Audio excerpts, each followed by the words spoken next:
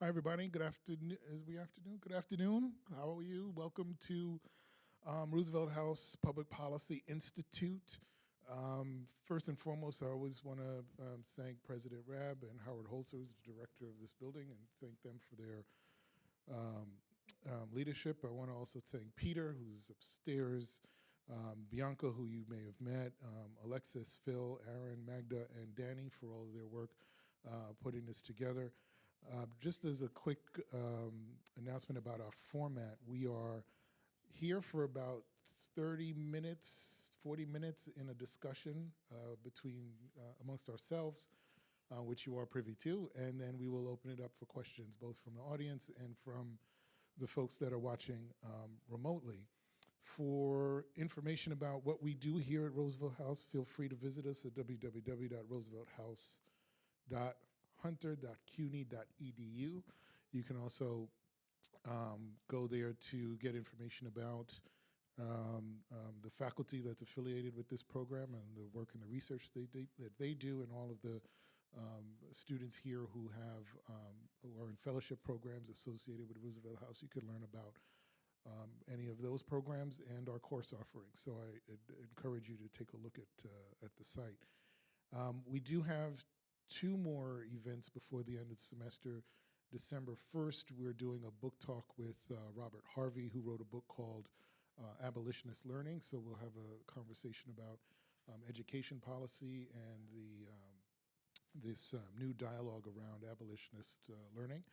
And on December 8th, we will have a conversation with an expert from HPD on affordable housing in New York City, which is a way we'll close out the semester, and we'll start with new programming starting in January and February of next year. But I am thrilled that this is my first semester teaching here, and I can invite two incredible friends to join us in a conversation. Jeff, well, I'll start with Gloria Pazmino to my immediate left. Gloria is, would you say, political reporter for New York One, political reporter from New York One, originally from Columbia, and now a Queens resident? Is that right? Brooklyn. But you grew up in Queens. All right. There you go. So, but you still hang out in Queens. It says so on your bio. That's okay. So just okay. So she still hangs out in Queens, but she is now in Brooklyn, a political reporter for New York One, who was also at Politico. So this is sort of your second tour at New York One. And it's good to have you here. Thank you for coming. And Jeff Mays, a reporter for the Metro Desk at the New York Times, writing on City Hall in New York City and state politics. A native of Brooklyn, a graduate of my alma mater, Columbia University. It's good to have you here as well, sir. Thank you for both for coming. For full disclosure, and I have to say this, I have been on New York One with Gloria. I have been quoted by Jeff in the Times, and then sometimes not quoted by both of these folks, meaning that we've had a lot of conversations about what goes on in the world. So just know that we have we have history together. You should also know, for full disclosure, we're talking about the mayor's race and the future of New York City politics under a new mayor. And for full disclosure, I did run a mayoral campaign in the last cycle. I ran the campaign of Ray McGuire. So you can, and you all can, feel free to talk about Ray as much as you want, or as little as you want if it comes up. But just so you know, if we ever get on the subject of the other candidates, that I did manage that race. So again, thank you for being here, and thank you for being here. And I wanted to really get right into it. And I'll start with you, Gloria. You followed this race. What were your biggest takeaways from this mayoral cycle? Yeah, thank you. Thank you for having me, and thank you, everyone, for coming in today. I'm really excited about doing this in person, by the way. Yes, thank you. I think the biggest takeaway is that we are seeing a swing of the pendulum in this last cycle. And that with this election, and I think it's something that we see with every election, we usually have a reaction to whatever the last administration has been. And so with the de Blasio era, we were having a reaction to the Bloomberg years. and de Blasio very much ran as the anti-Bloomberg. I think we're seeing a little bit of a shift now with the election of Eric Adams, who I would not say necessarily ran as the anti-de Blasio, but went ahead and embraced Bloomberg and embraced only some parts of the de Blasio era and has really adopted a lot of messaging that we haven't really heard very often in the last almost 8 years. So I think the point there is that, you know, elections and cycles in politics tend to have a bit of a back and forth.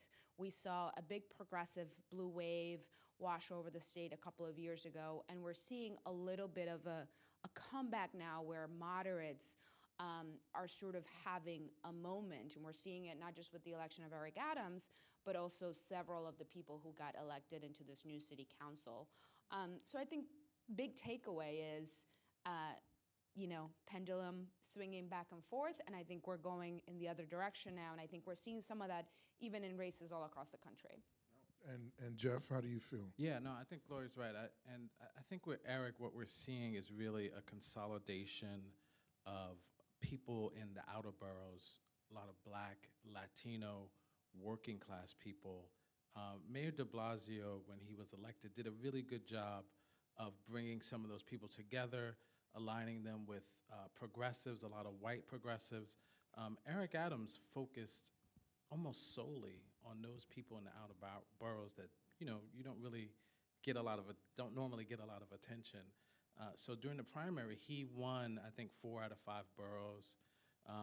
And what he likes to point out is that although he lost Manhattan to Catherine Garcia, who is white, who was the sanitation commissioner, who kind of ran on this idea of her competence as a manager, he won the Black and brown parts of Manhattan. So that means Upper Manhattan, you know, parts of Harlem, very strong in the Latino community in Washington Heights and Inwood. He did very well in those areas as well. So I think, you know, there is this shift where, you know, he is only New York City's second Black mayor, but he's powered by this sort of outer borough coalition. So I feel like, I always call him Eric, but he's the mayor-elect now. We gotta work on it. Yeah, I gotta. He really has a strong foundation that if he wants to make some fundamental shifts in how the city's run, who benefits from the largesse of New York City. You know, massive budget. If New York City was a standalone, it would be like the 4th largest budget in the country. You know, he has a chance to make some shifts in who benefits from that because of how he was elected. But at the same time, he has not turned away from business. You know, Mayor de Blasio was famously, you know, anti-business, you know, hyper-progressive, at least in his rhetoric anyway. You know, Eric has embraced business. He has consulted with Mayor Bloomberg about, you know, how the city should be run. He's dined with Rupert Murdoch, had some fancy fundraisers in the Hamptons. So he's not turning away from that part of the city as well. He's really trying to create this really big tent. At the foundation, though, is the sort of outer borough coalition that he put together. Now, Gloria, there's a noted retreat, for lack of a better term, after the election. Retreat's good. Yeah. In Puerto Rico, Yeah. called the Somos del Futuro, right? Correct, Gathering post-election. Based on a lot of what Jeff said in terms of this outer borough fervor, this sort of, and you said it as well, this sort of out of the, not quite anti-de Blasio, but doing some things that we don't necessarily see Black Democrats saying and talking about. Did Somos feel different this year? Was there a different kind of energy there? What was your feeling about how Eric came across and what folks, the leadership that went down, what they took away from that experience? Yeah, so for folks who might not know, let me tell you that Somos has been around for years, and it is essentially this political conference that takes place after Election Day. And essentially every Democrat in New York flies down to Puerto Rico for about 5 days to engage in ostensibly, you know, political sort of classes and workshops, but really what's also going on is that every lobbyist, every union leader, every advocate, every staffer is also down there. So it's a real big meeting of people in politics that are there after election day. They've all just gone through this grueling season together, and they're in Puerto Rico kind of letting loose and doing business. And it might sound a little bit like what we don't like to hear politicians doing, kind of getting together, having drinks and cutting deals. But we have to acknowledge that that's how a lot of work gets done. So this was a very, very different kind of Somos because it came after this huge election. We're talking about the mayor right now, but we should also remember that nearly every municipal office was on the ballot. So people have just elected a new but same public advocate, a new city comptroller, a new DA in Manhattan, city council members. So it's a real changing of the guard across local government. And everyone is down there talking about it and sort of decompressing from campaign season. So there was definitely a sort of a energized group of people talking about what's next. And I think that people are energized about the fact that we have the second Black mayor in New York City history. They just elected a record number of women to the city council for the first time. Women will be in the majority.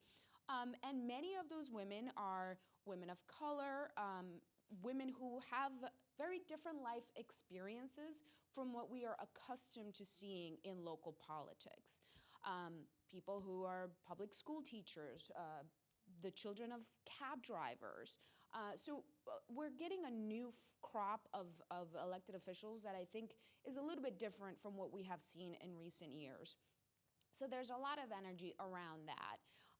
And what happens at Somos is that there's a discussion about what the priorities should be over the next couple of years, what the agenda is going to be going into the next legislative session in Albany, which begins in January, and discussing how the center of power is going to be divided among the governor, the mayor, and the leaders of the legislature, not just here in New York City at the city council level, but also in Albany with the state legislature. And a new council speaker. Correct. That's probably, and as you know, city council speaker is elected by their peers. It's an election that happens within the city council, and that is something that gets talked about very much during the Somos conference. So I was there for a couple of days. Just as an aside, Eric Adams went there and was very much celebrity status during his entire time there. He then also picked up at the end of the conference and traveled to Dominican Republic 2 days later, and we followed him along. And the reason why we did that was because here he is, he's been elected mayor, 5 days ago, and he's already making what was essentially his first foreign trip as mayor, even though he hasn't been technically sworn in yet.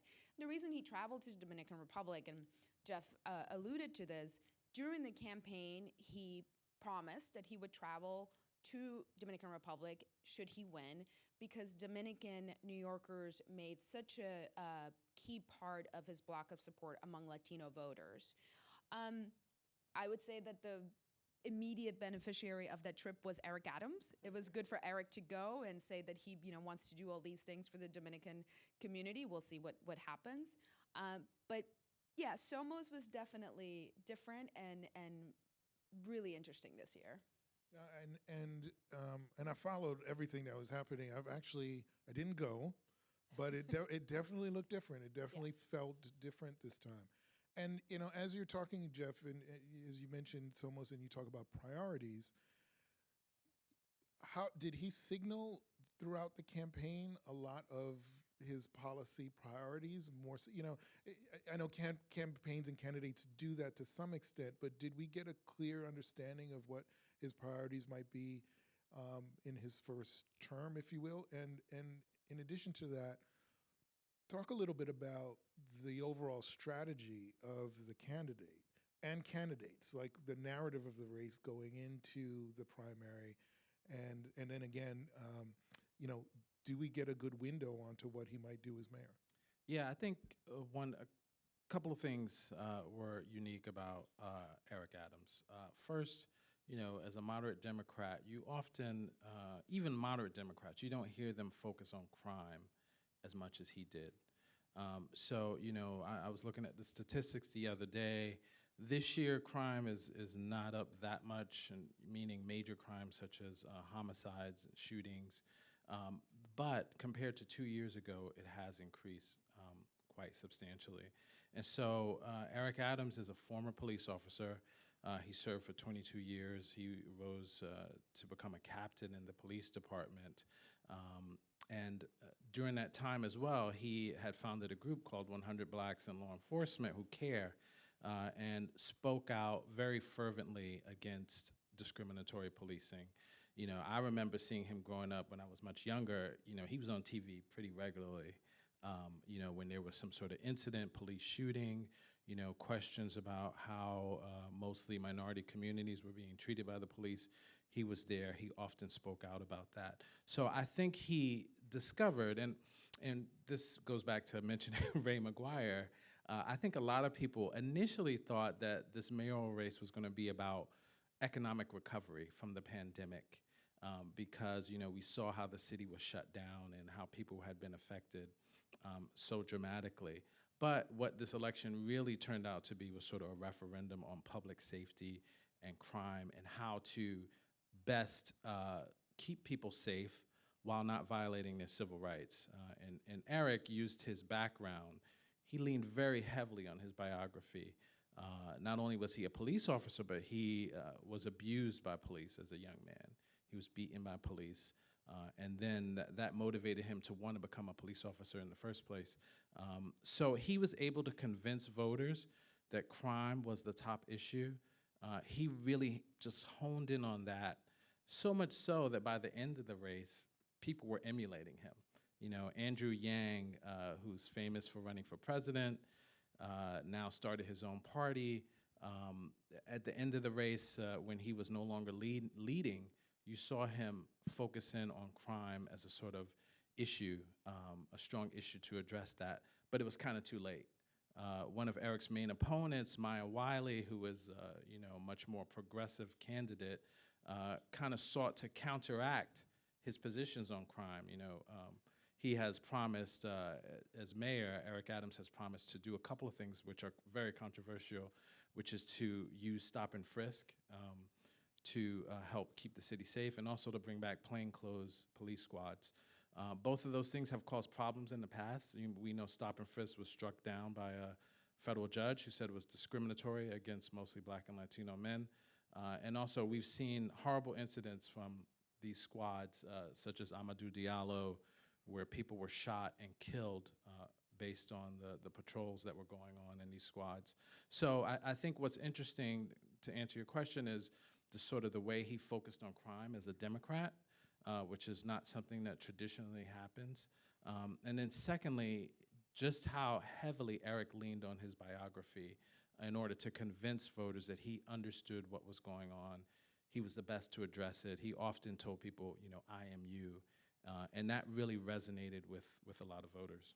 And I'll just say, we should say that because we were, I was on another campaign and we were watching this critically. Embedded in those crime statistics was this incredible increase in hate crimes against Asian Americans, and the almost daily news stories about what was happening in subways.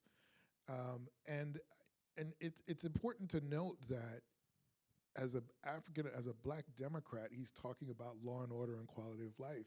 The last time we had those kinds of conversations, Giuliani was in office, but done differently, right? It's a very different tone.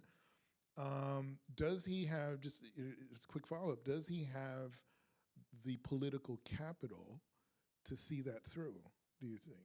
Yeah, that's going to be the big question on whether he succeeds. I mean, he's staked some of the other issues he's talked about, such as education, improving public housing.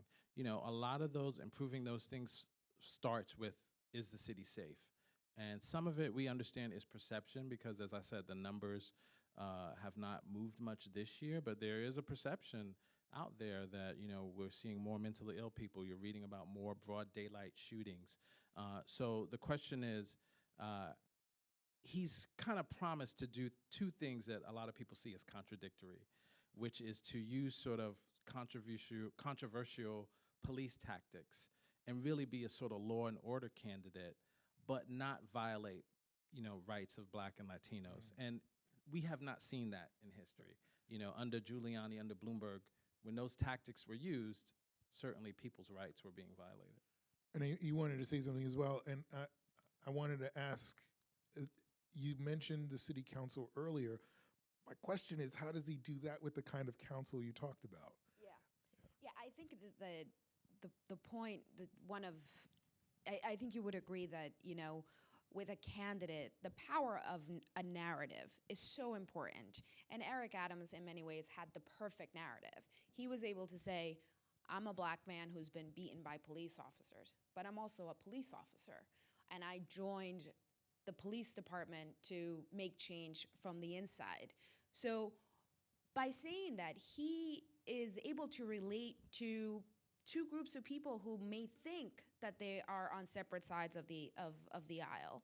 So the power of his narrative, and as Jeff says, really leaning into his biography, proved to be quite powerful. I also think that if you watch Eric Adams, you see that he is very much trying to be just a regular New Yorker.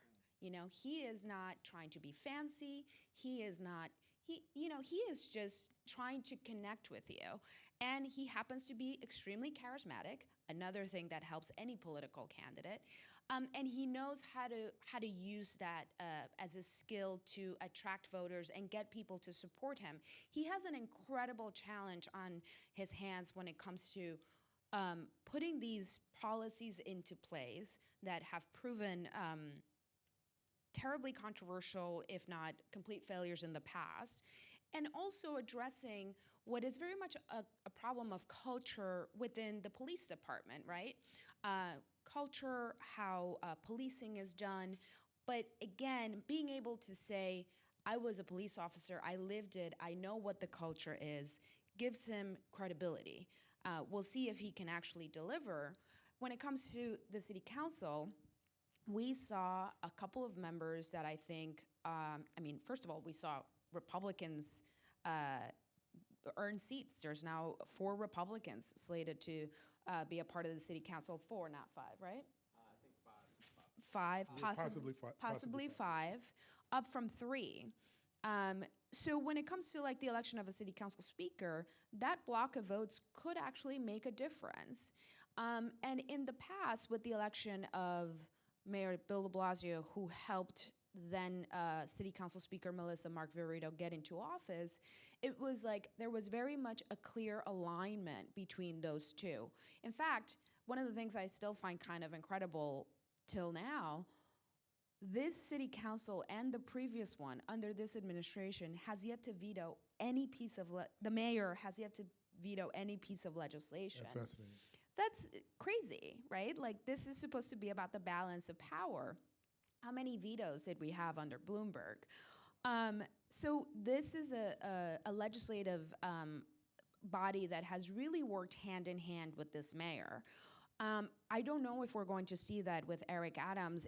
I don't know that the progressives or the more liberal-leaning candidates really will have it together enough to sort of act as that balance, because I think we're seeing sort of a more swing to the moderate side. But I think that we are going to see Eric Adams try to have allies in the council in order to get his agenda enacted. He's going to need them. And they're going to need him too. That's the budget process, priorities, getting legislation passed.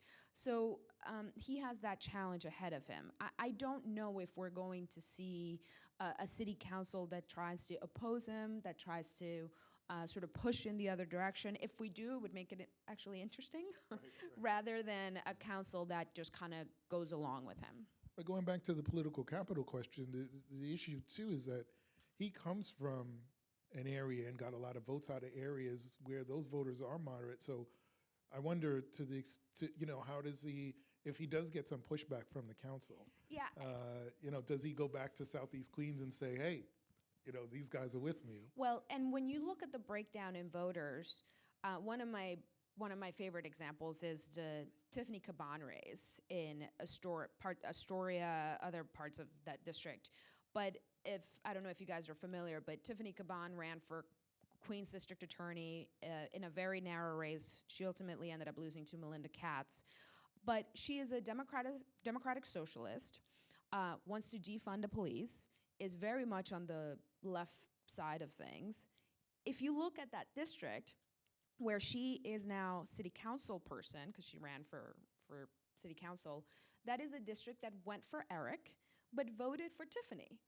So it shows us that voters aren't always making these decisions. Like a balance. Exactly. And I think that to the point that we were raising about public safety, it was very interesting to watch the beginning of the mayoral race, the primary, because we did all think that the recovery of post-COVID, the economy would sort of dominate the conversation.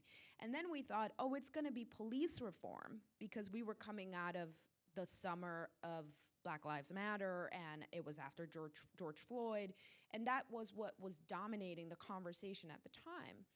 But now we have COVID, and we're starting to sort of come out of COVID, and we see an uptick in crime, in certain crimes. So that is actually what manages to dominate the conversation, and what ultimately ended up being, I think, the biggest issue in this election. So we will see. We will see. But I mentioned Southeast Queens earlier because he's from there and he's got a lot of support there. But you just wrote a piece about the shift in power to Brooklyn. Now, what's happening there? Yeah, it's something that's been going on for a while. I think, probably in your political career, you've seen it. Like, you saw Black political power start shifting to Brooklyn in, the early 2000s. And now you look at this last election, all three citywide elected officials are from Brooklyn: the public advocate, Jumaane Williams, the comptroller, Brad Lander, and Eric Adams, who is currently the borough president of Brooklyn. You have the Attorney General, Tish James, is from Brooklyn. She's now running for governor, so possibly the next governor could be from Brooklyn as well. And then you have Chuck Schumer, who's the leader of the Senate, and you have Hakeem Jeffries, who is, right now the highest ranking. Include Chuck Schumer in that calculus. Yeah, you got to include Chuck. Yeah, and Hakeem Jeffries, who's the highest ranking House Democrat in the state, who's also mentioned as a possible replacement for Nancy Pelosi one day. You see him on the news shows, traveling the country, doing fundraisers. So there is this sort of great concentration right now in Brooklyn.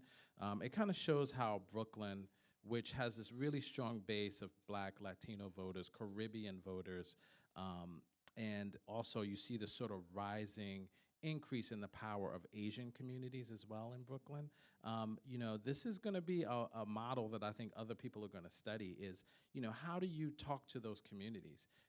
As you mentioned, Basil, some of those communities are a lot more moderate on issues.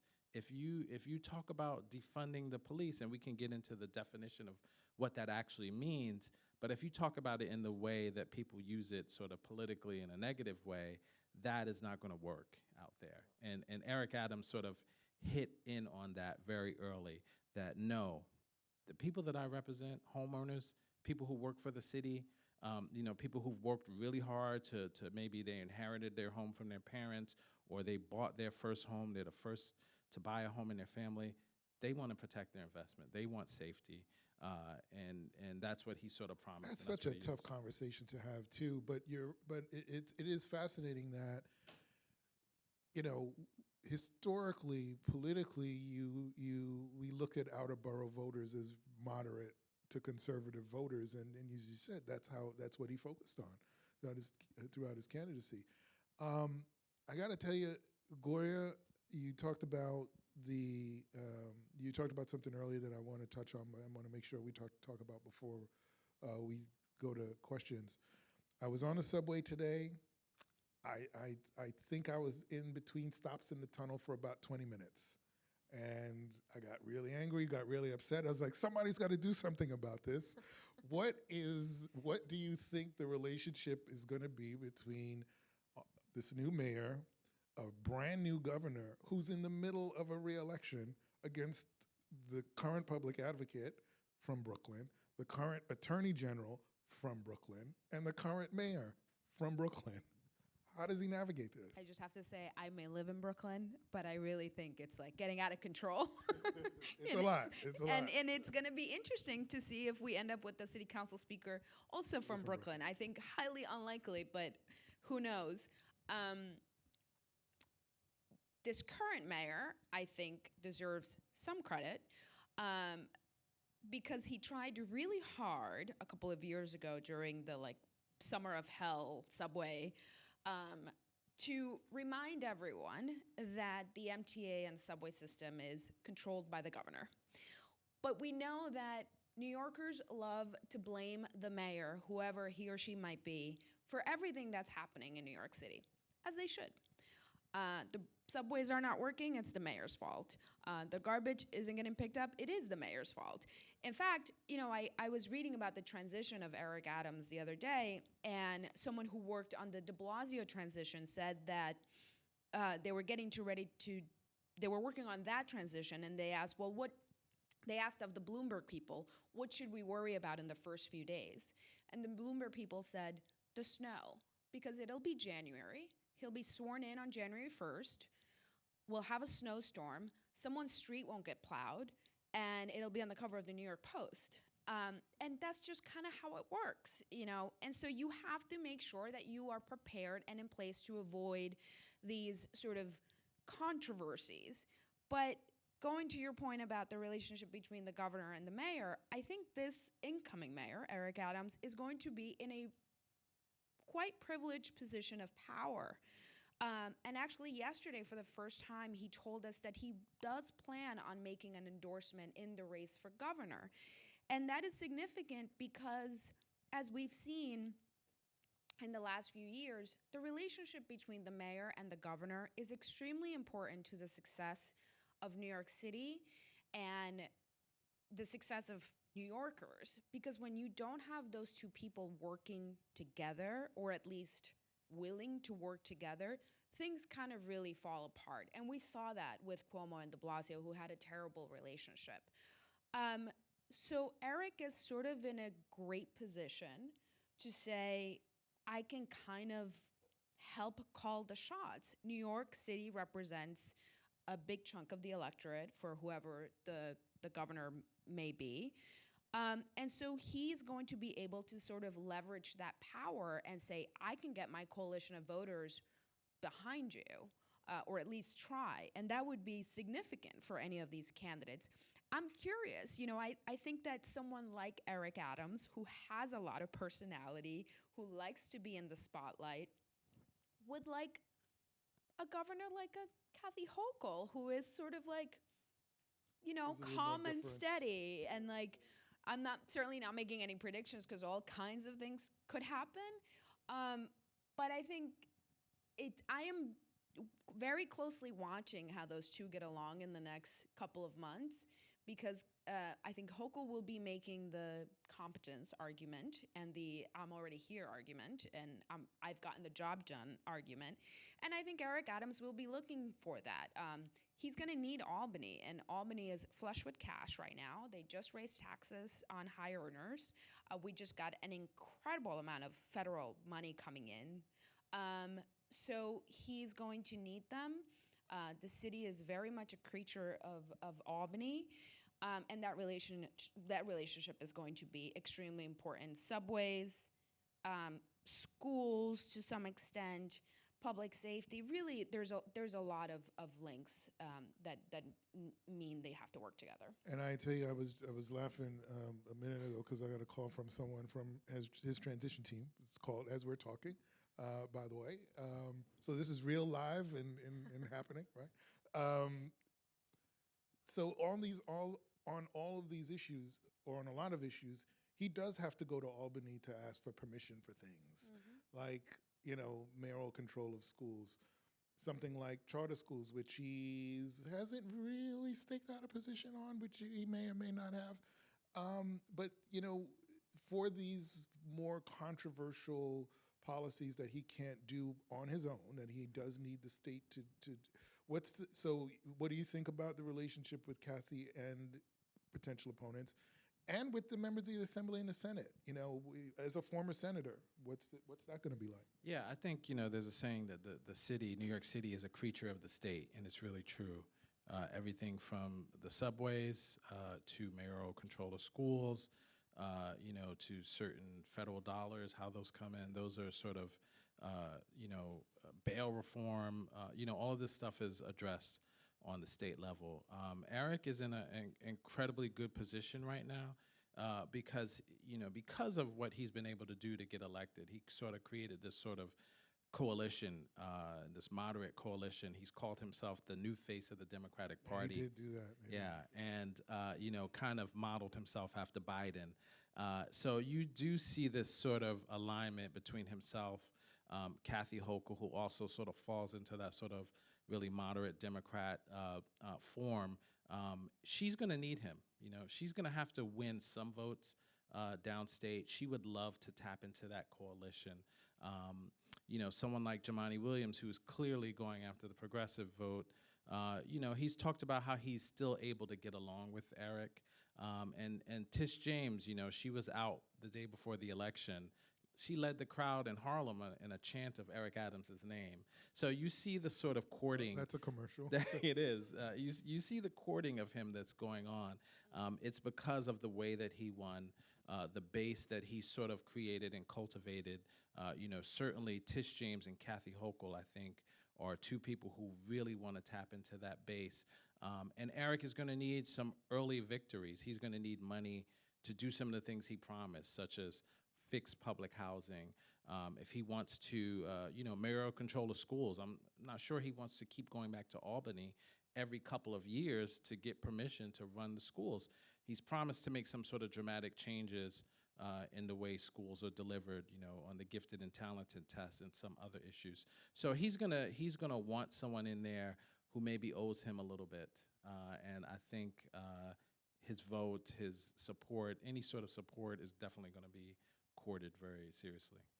Now let me stop here. Does anyone have any questions in the audience or? Right? Do we? Yes. Good.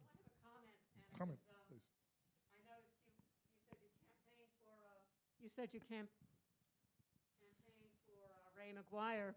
I did. I voted for Ray McGuire Thank because you. I liked Thank you. the idea of creating opportunities for small businesses. How do you see this? How do any of you see the situation for small businesses with Eric Adams? Thank you. Any thoughts? I could wait, but good, please. Yeah, no, I think a lot of Eric's base are people who are small business owners. And I think, one of the things that he has said is that the city just does not operate well. Eric, among the many things he sees himself as, he's certainly a great shapeshifter, which I wrote about in a profile of him recently. He sees himself in a lot of ways as a technocrat. And one of his goals, or one of his stated goals, is to actually make the city run better. So when you talk to people who have small businesses, you talk about the inspections, the fines, how difficult it is to get a business started. That certainly is going to have to be a focus for his administration, because a lot of those people make up a good chunk of his base. So, yeah, and I absolutely agree with that. Yeah. And I would also say, just specific to Ray, and thank you very much for your support. I hope you got all of our mail. I know it was a lot. But I think what was said earlier was right on point. A lot of the campaigns came into that cycle believing that we didn't know about the vaccine. Like the vaccine, wasn't a thing, and I actually started, I think, last year right at this time, and we weren't talking about vaccines really around that time. So we were so concerned about, could we actually go outside again? Mm-hmm. And remember, we couldn't campaign outside for a long time, and Andrew Yang decided to buck the system and did it, and he got press attention for that, rightfully so. And he got COVID. And he got COVID. That's true. And he got He COVID. got COVID. So he made a decision that he was going to go out there and get media attention, and he's a campaigner. He's very good on the street. But there was still some trepidation by the other campaigns, and for a candidate that had no name recognition, and then couldn't actually go out and meet voters, that was really, really difficult. But that just goes to show you that how much COVID and the pandemic sort of weighed on the campaigns on a day-to-day basis. Yeah. And also, I think one thing we forgot to mention is that we are now in a much more compressed calendar. The primary used to be in September. The primary is now in June. Same for the gubernatorial that's coming up. So we now have a much shorter amount of time to cover these things and for campaigns and candidates to make their case. That's a great point. Yes. I have sort of a crystal ball question. We love those. I don't live on this block, but I live on the next one. I've lived here 45 years and love the programs here. It makes me feel part of a community, which is not easy in this zip code. I just spent the last 4 weeks before last week on grand jury duty, Manhattan, New York County Court, Cy Vance. Let's say we heard 50 cases, send to trial, not, we sent them all to trial. 40% of the cases were above 125th Street. Another 40 was that stretch of 34th between 7th and 8th with the spoke up to Times Square. And we could tell, I mean, we sent them to trial, but we could tell that the defendants were probably mentally challenged as much as criminal. So the crystal ball is, what will the new administration, everybody, do to address essentially a homeless middle crime issue? I love that question. And, this is something that I have done a lot of reporting on, and I think the question of public safety, the reality is that the city is very much in the middle of a mental health crisis, a homelessness crisis, and those two things go together, first of all. That's so interesting what you saw about where cases were coming from and what we know about those areas of our city and what goes on there. The conversation around police reform, defund, whatever you want to call it, I think that everyone involved or all the stakeholders will have to be willing to have a conversation about how some of these things are actually not working, about how sending someone who maybe both committed a crime but has a serious substance issue or a mental health issue, sending them to jail for a year or more or 90 days or whatever it might be, isn't actually solving the issue. But these are entrenched problems, and we have been dealing with these kinds of issues in the same way for decades, for generations.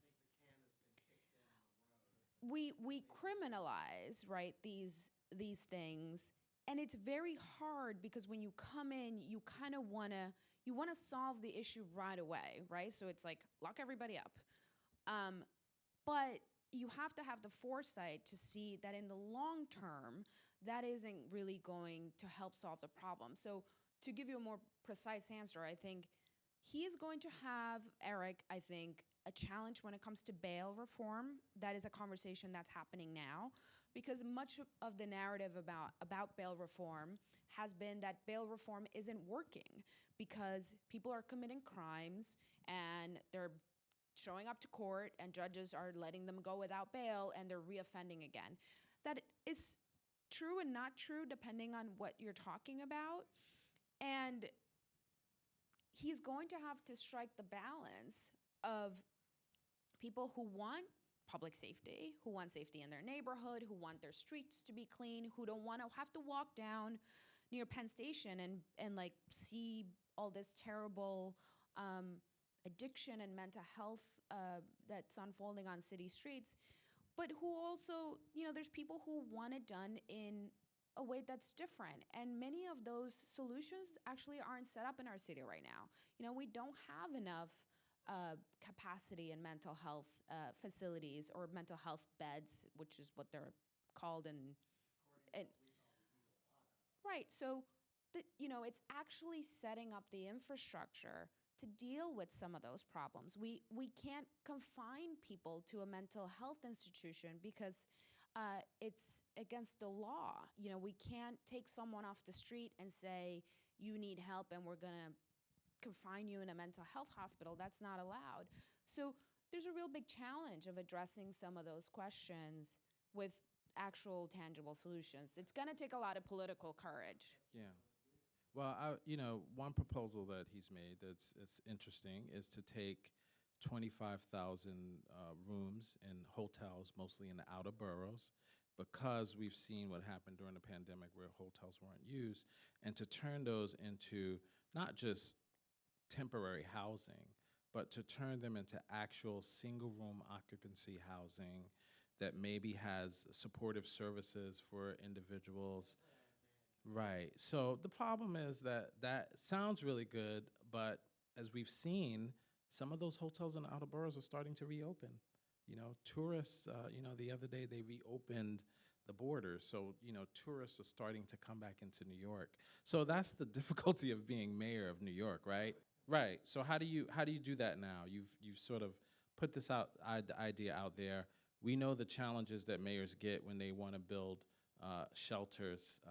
We've seen the shelter near Billionaires Row, lawsuit after lawsuit to stop that shelter before it finally opened. Other neighborhoods feel like they're overburdened with some of these facilities. So, that's the difficult part of being New York City mayor. And Eric has made some really big promises. He has this really big tent that he's created. I'm curious how he's going to feed everybody in this tent. That's going to be very interesting because some of the promises he's made to be very business friendly are not necessarily going to line up with this idea of, okay, we're going to create 25,000 SRO beds. So that's going to be his real challenge. I'll just say very quickly, one example of this is just think about the controversy around the Lucerne, that went on for weeks and weeks and weeks, and we weighed into it from the Guar side, and I mean that is an example of that sort of, just in how the community responded and all. This is tough stuff that doesn't have an easy solution. And I would also say, because I was there the other day, on the corner of 125th and Lexington, and we're at 456 stop. And if you know that corner, that is a tough corner. That's right. That is a tough corner.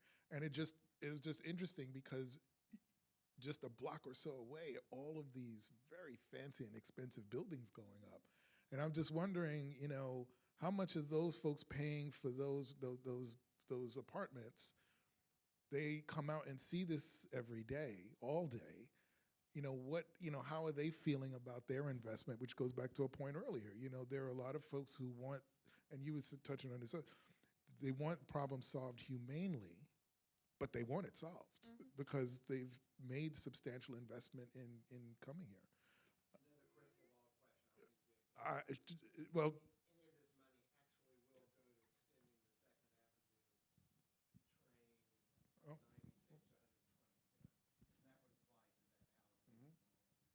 yeah. That's the plan right now in terms of the infrastructure money. That is certainly a priority on the list, is to do that Second Avenue subway. We'll take one more question.